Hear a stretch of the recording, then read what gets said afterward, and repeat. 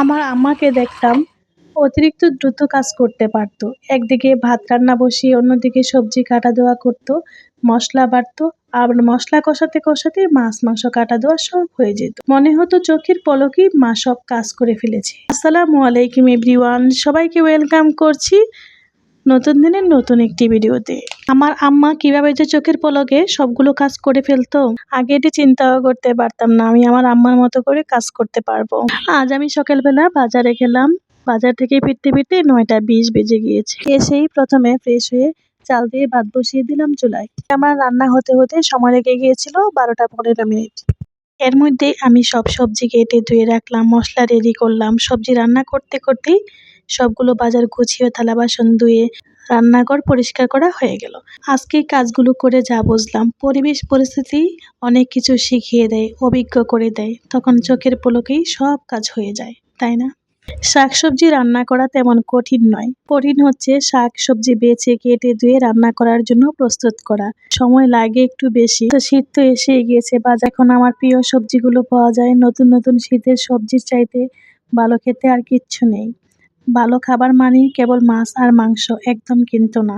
ঠিকঠাক মতো রান্না করতে জানলে শাকসবজি দিয়েও দারুণ মজার মজার সব খাবার রান্না করা যায়।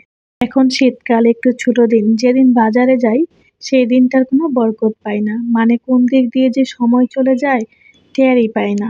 আর বাজারে গেলে আমার কেন জানি সবজি কিনতেই বেশি ইচ্ছা করে, ছোট মাছ কিনতে ইচ্ছা করে। আর এগুলো কেটে দিয়ে পরিষ্কার অনেকটা সময় লেগে যায়। এদিকে আমি ধনেপাতাগুলো কেটে নিচ্ছি, ভালোভাবে ধুয়ে পানি ঝরিয়ে নিয়েছি। তারপর আমি কুচি কুচি করে কেটে নিচ্ছি। একটা এয়ারটাইট বক্সে রেখে দেব, নর্মাল ফ্রিজে। এতে করে সপ্তাহখানেক রেখে দিলে যখন রান্না করব ওই সময় যতটুকু লাগবে ততটুকু দিয়ে দেওয়া যায়। পরবর্তীতে আর ধুয়ে নেওয়ার কোনো চিন্তা থাকে না। তারপর কেটে নেব লাউ। আর হ্যাঁ, আমার মনে হয় ওকে নির্যাতন করার জন্য শুধু ছোট মাছ নয়, এরকম শাক এনে দেওয়াই যথেষ্ট। একা বাচ্চা সামলিয়ে সময় মতো সকালে নাস্তা, আবার দুপুরের জন্য 2-3 পদের তরকারি স্বামী সন্তানের সামনে রেডি রাখতে হয়। এটি চারটেখানে কথা না, তাই না?